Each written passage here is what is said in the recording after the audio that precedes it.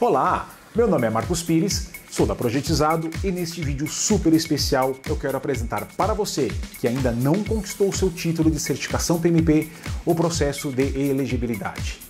A elegibilidade é uma etapa crucial dentro do contexto da certificação PMP que antecede ao exame, ou seja, antecede a prova. Vamos conhecer? Bom, vamos lá. O objetivo agora desse vídeo é explicar para você um pouco sobre o processo de elegibilidade para você que pretende prestar o exame, né? Prestar a prova para tentar aí a certificação PMP, ok? Bom, antes de iniciarmos o detalhamento, né, do processo, seria legal apresentar aqui para você o que o PMI entende, o que na verdade ele passa para o mercado quando ele diz que um profissional ele é certificado PMP. Isso aqui é uma coisa importante, né? Tá lembrando ou relembrando isso aqui.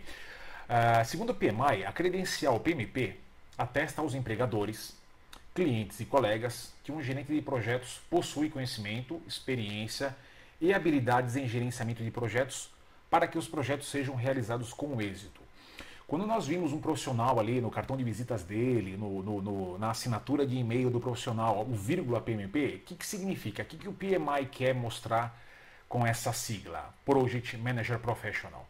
Exatamente isso, ele quer mostrar que o profissional ali é certificado, tem essa credencial, prestou todo o processo, passou pelo processo de elegibilidade, passou pelo processo de prova, foi aprovado no exame e ele está atestado, ou seja, ele é credenciado e possui conhecimento, experiência, habilidades em gerenciamento de projetos, ok? Então é legal desmistificar um pouquinho o que significa realmente o PMP segundo a ótica do PMI. É basicamente essa frase, né? O PMI ele passa essa mensagem para o mercado através dessa frase. Muito bem, vamos em frente, vamos falar sobre aí os requisitos de elegibilidade, que é o nosso principal objetivo aqui desse conteúdo, desse vídeo, ok? Bom, é importante saber que o processo de elegibilidade ele é dividido em dois segmentos. Basicamente o segmento para profissionais que têm nível superior, que provavelmente seja a grande maioria dos profissionais que atuam na área de projetos, na área de gerenciamento de projetos, e tem o segmento dos profissionais que não têm nível superior. Vamos falar primeiro dos que têm nível superior, o profissional que tem o nível superior. Quais são as exigências iniciais desculpe, que o PMI solicita para o profissional de nível superior que pretende prestar o exame de certificação? Bom, o primeiro passo aqui, a primeira etapa, o primeiro critério, vamos dizer assim, melhor, é a escolaridade. É necessário que se tenha bacharel ou equivalente, ou seja, nível superior, né? Aqui no Brasil a gente chama isso de nível superior. Uma coisa interessante é que a questão de ter MBA, pós-graduação, mestrado, isso não difere muito não para a questão da elegibilidade. Na verdade, somente são os dois quesitos aqui. Então, elegibilidade para profissionais com nível superior, ou seja, que tenha bacharel ou equivalente. Bom, uma coisa que começa a mudar bastante em relação a quem não tem um nível superior, e nós vamos ver isso no próximo slide, é a questão da experiência profissional de atuação em gerenciamento de projetos.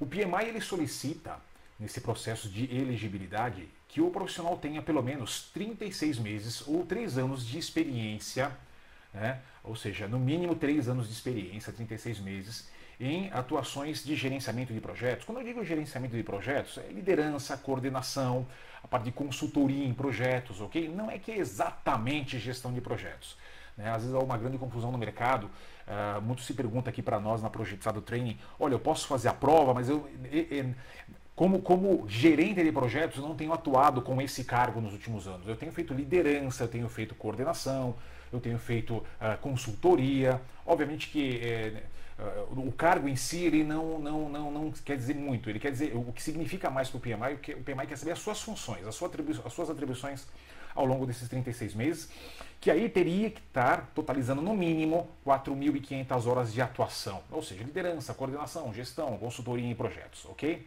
Então vamos lá. O profissional que tem nível superior, escolaridade em nível superior, ou seja, o bacharelado ou equivalente aqui para nós no Brasil, é necessário que se tenha uma experiência, no mínimo, de 36 meses atuando em projetos. Esses 36 meses equivale aos 3 anos. E uma informação importante, tá? São os 4.500 horas, mas esses 36 meses ou 3 anos não são contínuos, ok? Talvez você tenha atuado 1 ano em gestão de projetos, ou atuando em projetos, depois você parou 6 meses para fazer uma outra atuação profissional, tudo bem? O que o PMI pede, e aí no momento da elegibilidade isso é avaliado, que esses 36 meses podem estar distribuídos nos últimos 6 anos, ok? Nos últimos 6 anos de atuação. Então você pode, por exemplo, pegar os últimos 6 anos para cá, juntar o tempo de meses ou horas, aí vamos dizer assim, em gerenciamento de projetos, acumula os 3 anos ou 36 meses que o PMI exige, dando as 4.500 horas, você já tem esse critério atendido como experiência solicitada, tudo bem? O outro critério são os cursos. Então o PMI exige que você tenha pelo menos 35 horas de cursos formais em gerenciamento de projetos ou alguma coisa na área de projetos que comprove 35 horas. É legal saber que quando você faz um curso preparatório, por exemplo, no nosso caso, nós temos um curso preparatório aqui na Projetizado Training, o curso é de 48 horas de carga horária, você teria mais 12 horas de um conteúdo online de estudos, daria por volta aí de 60 horas, mas só as 48 horas do curso preparatório nosso aqui já cumpriria esse quesito, ok? Ou esse requisito aqui de 35 horas mínimas de curso formal. Tudo bem? Então é isso aí, para quem tem nível superior, escolaridade, obviamente nível superior, um bacharelado ou equivalente, pelo menos 36 meses atuando em projetos que batam com pelo menos 4.500 horas de atuação e um curso formalizado, aí cursos formalizados de no mínimo 35 horas em projetos, ok? Agora, só para a gente também dar uma olhada, para quem não tem o nível superior, o que muda basicamente, obviamente, a escolaridade, você precisa ter um segundo grau completo, esse diploma de ensino médio precisa estar concluído, e o que muda basicamente aqui, ou mais acentuadamente, vamos dizer assim, para a elegibilidade, é a experiência. Aí se exige, né, enquanto o profissional com um nível superior tem que comprovar pelo menos 3 anos ou 36 meses de atuação em projetos, o profissional de nível que não tem nível superior, ele precisa estar comprovando 5 anos ou indicando, apontando na sua elegibilidade 5 anos de atuação em projetos, no total aí são 60 meses, e que seriam, no caso, aí 7.500 horas mínimas de atuação, tudo bem? E aí é a mesma coisa, em gestão, liderança, consultoria, a coordenação de projetos. Então, basicamente, o que muda fortemente aqui, obviamente, além da escolaridade, é essa experiência que o profissional sem um nível superior precisa estar apontando aí, ou descrevendo aí para o PMI, dentro do seu processo de elegibilidade, esse período aqui que diferencia em relação ao profissional que tem nível superior, ok? Bom, vamos lá. Vamos conhecer um pouco mais, então, sobre os processos de elegibilidade. Mas antes, deixa eu só apresentar aqui. Quando se fala em 36 meses, 4.500 horas, quando se fala em 60 meses, 7.500 horas de atuação em projetos, o PMI ele precisa saber, e aí você vai informar isso no processo de elegibilidade, quando você for preencher as informações dentro do site do PMI, você precisa distribuir um pouco essas horas, ou ter um equilíbrio de atuação em projetos que encaixem dentro dos grupos de processos, né, ou das fases, vamos dizer assim, mais ou menos, o mais correto é falar grupo de processos, de atuação dentro dos projetos. Então é interessante que você vá apontar lá que em algum projeto você participou X horas na fase de iniciação de um projeto, talvez nesse mesmo projeto você tenha trabalhado mais X horas na fase de planejamento, você tenha atuado como um executor ou dentro da parte de execução de um projeto mais X horas, ou em um determinado projeto você atuou mais fortemente na parte de monitoração e controle, então você aponta quantas horas aproximadamente você atuou nesses projetos ou em um determinado projeto nessa parte de monitoração e controle. Na fase de encerramento, ou na parte de encerramento, ou no grupo de processo de encerramento, né? Aquelas atuações em homologação, implantação, testes finais, você apontaria também quantas horas você atuou dentro dos projetos que você vai sinalizar ou vai descrever para o PMI no processo de elegibilidade, você teria que estar apontando aí quantas horas. Uma informação importante é que não é necessário que você tenha exatamente números de horas iguais nas áreas nos grupos de processos, ok? Mas também não é interessante que você tenha uma quantidade muito grande, muito destoada em relação aos outros grupos, por exemplo, em execução. Se você atuou muito com execução e muito pouco em iniciação, planejamento, monitoração e controle e também encerramento, pode soar um pouco estranho, ou seja, pode soar que você não tenha tanta essa vivência nos grupos de processo na qual o PMI ele exige que você tenha participado, tudo bem? Então um ponto de atenção aí é não acumular muitas horas, é você procurar identificar um ponto de equilíbrio entre os grupos de processo, iniciação, planejamento, execução, monitoração e controle e encerramento, que você consiga equilibrar um pouco as horas. Tudo bem que talvez um grupo ou outro de processo você tenha uma carga um pouco maior, mas também não pode ser uma atuação, não pode ser muito destoado a quantidade de horas em relação ao restante. Tudo bem? Bom, vamos lá. Vamos conhecer o processo de elegibilidade. Vamos ver o que é elegibilidade segundo uma definição da palavra elegibilidade, né? Consiste em informações e pré-requisitos necessários que devem ser atendidos segundo as regras estabelecidas pelo PMI. Então é importante que você saiba que essas regras da elegibilidade para prestar o exame de certificação são regras que o PMI coloca como pré-requisitos para você prestar esse exame, para que o candidato possa ter aprovação para prestar o exame. Tudo bem? Então, elegibilidade são as informações, são os pré-requisitos exigidos que o PMI solicita. Nós já vimos alguns agora nos slides anteriores, como, por exemplo, cursos, horas de trabalho, a experiência, ok? A escolaridade, etc. e tal. Tudo bem? Então, a elegibilidade passa por isso. Bom, vamos lá, vamos conhecer realmente então como funciona basicamente o processo de elegibilidade para você que pretende prestar a prova, prestar o exame de certificação PMP. Bom, logo de cara, com aquelas informações que nós vimos nos slides anteriores, lá, escolaridade, experiência, cursos, com base nisso, você vai entrar no site do PMI, pmi.org, e você vai fazer uma inscrição. Você vai criar uma ficha dentro do portal do PMI, pmi.org. Você vai iniciar o seu processo de imputação dos dados, lá, de cadastro dos seus dados. É interessante saber que essas informações não precisam ser cadastradas todas no mesmo momento. Muitas vezes a gente tem um processo um pouco longo de estar levantando quais são os projetos que nós trabalhamos nos últimos anos, quais foram as áreas, os grupos de processo que nós atuamos, quais foram as horas especificamente em cada processo, em cada grupo, quais foram os períodos que vocês atuaram, né, que você atuou, na verdade, em cada grupo de processo. Então, esse procedimento em relação à inscrição junto ao PMI, ele pode ser demorado. O ideal, na verdade, é que você tenha isso tudo numa planilha Excel.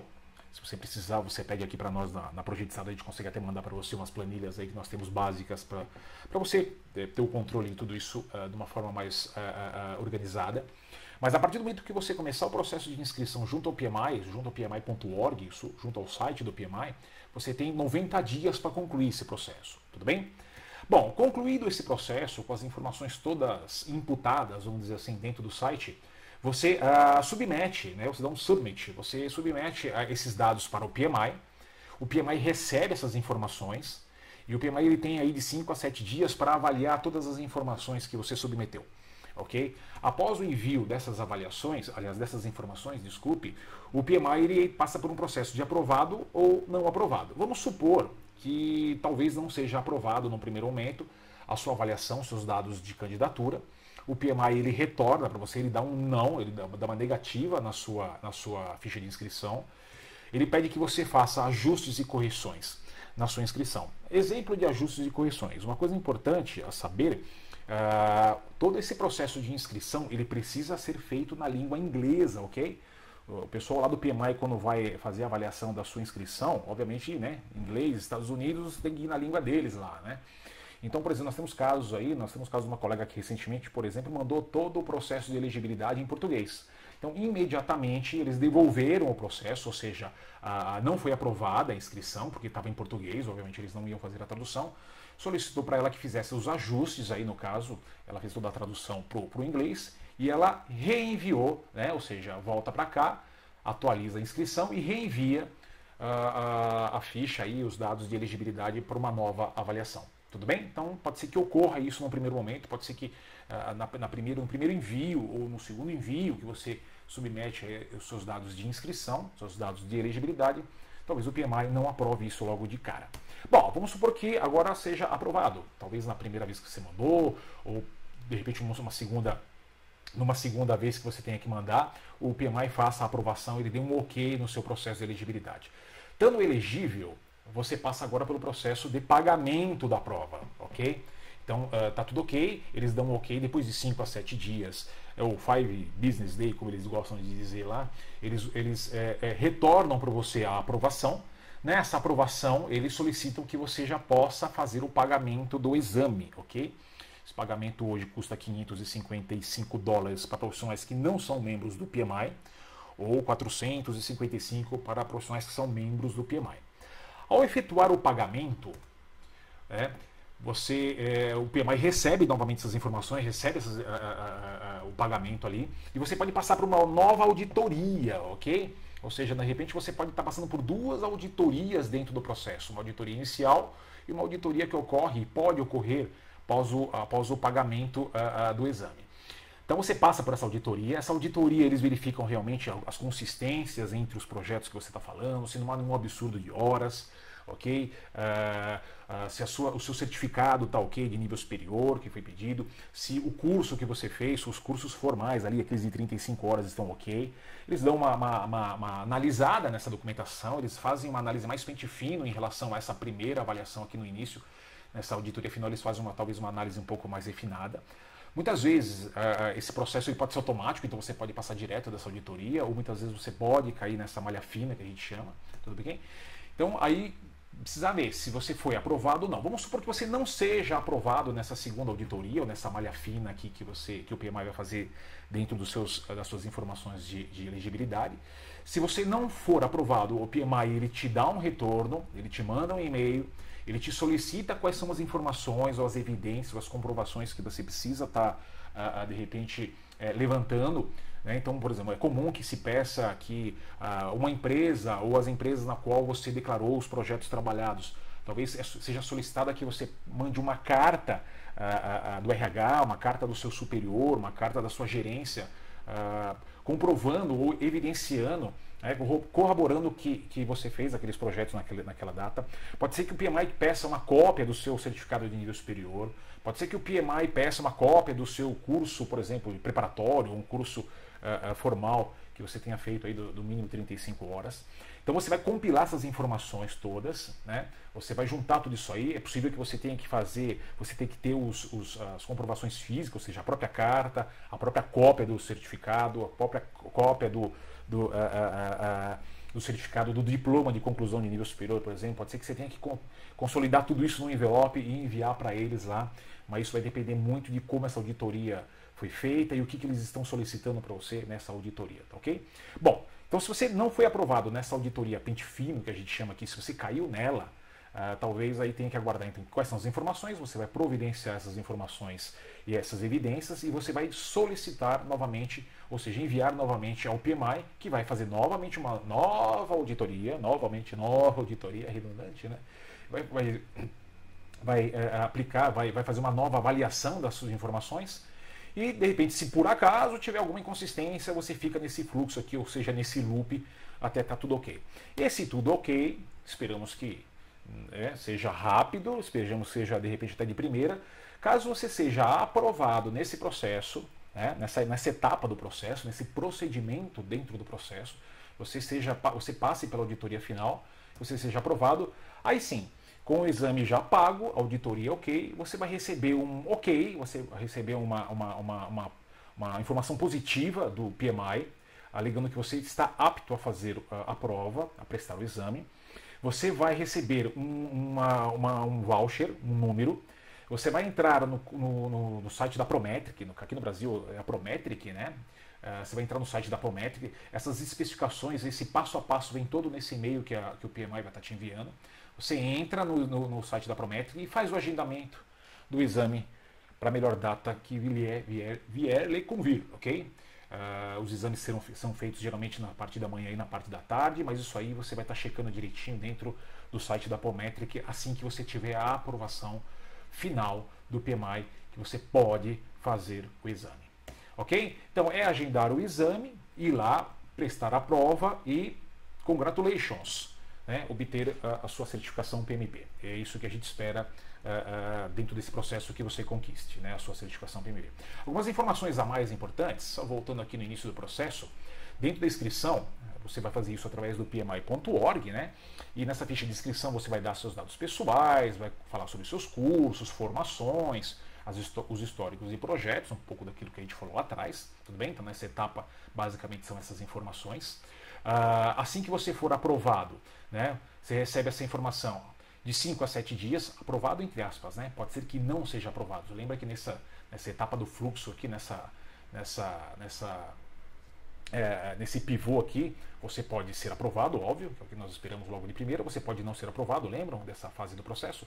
Tá? Isso pode demorar de 5 a 7 dias úteis para você ter o retorno do PMI, né, a respeito dessa informação, geralmente às vezes até menos, ok?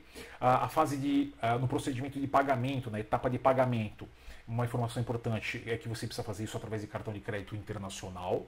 Hoje, segundo o PMI, $405 é o valor da prova para você que é membro do PMI. É importante desmistificar. Uma coisa é você se cadastrar para fazer a prova, outra coisa é você ser um membro do PMI. Aliás, nós aconselhamos sempre que você se associe ao PMI, vire um membro do PMI. Você vai ver que tem uma série de vantagens interessantes ali você ser um membro, e uma delas está em você pagar o exame um pouco mais barato. Óbvio que para você ser membro do PMI, você paga uma taxa aí de $100 e poucos para estar se associando a eles lá. Mas acaba isso se revertendo depois, né? Porque é legal que você paga os $100 e poucos ali para o PMI, talvez mais uma taxa do capítulo que eles incentivam ali você está contribuindo, os $405 para a prova, mais os $100 e poucos de inscrição. Ou, para quem não é membro do PMI, acaba aí pagando $555. Informação importante. Caso você não seja aprovado, lembra nesse processo aqui, agendar o exame, você vai lá fazer a prova, tudo direitinho. Caso você não seja aprovado nessa etapa, ou seja, nessa primeira tentativa do exame, você pode depois remarcar uma segunda prova, um segundo exame, um segundo teste, mas obviamente que para remarcar você vai precisar pagar. Hoje o valor é $275 para membros do PMI, $375 para não membros do PMI, ok? É importante lembrar que você tem a primeira tentativa, que é esse processo todo que nós fizemos aqui até a agenda do exame, você vai fazer a primeira tentativa. Caso você não seja aprovado nessa primeira tentativa, você tem uma segunda tentativa, aí incide nesses valores aqui embaixo que nós estamos vendo. Caso você não seja aprovado, você tem uma terceira tentativa, que também incidiria dentro desses dois valores aqui, ok? Importante, informações importantes. A partir do momento que você tem a aprovação da elegibilidade, você tem um ano para fazer o agendamento do exame, ok?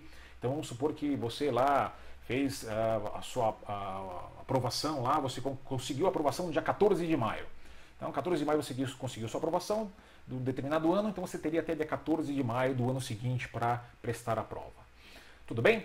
Bom, é isso aí. A ideia desse vídeo era passar um pouco dessa informação do processo de elegibilidade para você, ok? Caso você precise de mais informações, se você precisar de mais alguma coisa aí, conte conosco aqui da Projetizado, tudo bem? Chega aqui os meus dados. Tá aqui marcos.pires@projetizado.com.br. Se você não tiver o guia, né, de certificação que o PMI ele costuma distribuir aí gratuitamente, se você não tiver o guia, manda um e-mail para mim, eu consigo um guia para você, oficial do PMI, de distribuição. É um guia gratuito, a gente tem uma cópia aqui, então a gente pode distribuir sem problema para você. Tudo bem? Se quiser me seguir no LinkedIn, tá aqui o meu link no LinkedIn, meu e-mail, ok? E é isso aí, pessoal. Obrigado pela atenção. Se você estiver procurando um treinamento bacana para fazer de preparação, de certificação PMP, procure a gente, faça uma consulta conosco, tá? Nós temos várias turmas aí ao longo de todo o ano. Estamos há vários anos aí ministrando esses treinamentos. Vocês podem até consultar várias indicações, vários profissionais que já estiveram conosco participando desses preparatórios e hoje já são certificados PMPs. Você pode até consultar ali no meu perfil no LinkedIn uma série de indicações que nós temos, ok? Um grande abraço, pessoal. Felicidades e sucesso!